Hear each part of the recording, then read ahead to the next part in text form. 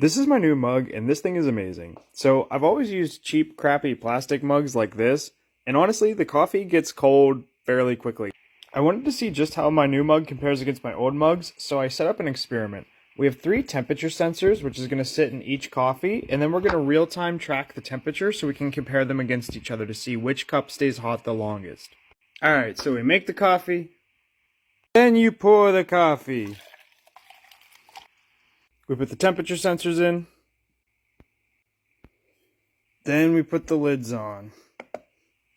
Alright, all 3 of our coffees have temperature sensors. Now we just need to wait for some data.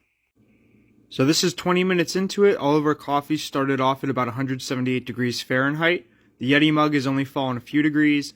The plastic Pokemon mug has fallen about 20 degrees. And the regular coffee mug has fallen about 30 or 40 degrees. It's way down here.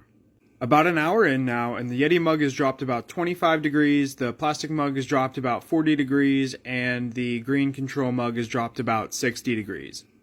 Here's our results after 3 hours. You can see that the Yeti mug is just crushing everything else.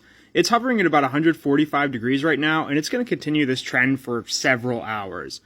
Our plastic mug did reasonably well. It's dropped to about 112 degrees Fahrenheit, and our green regular coffee mug has dropped to room temperature rather quickly.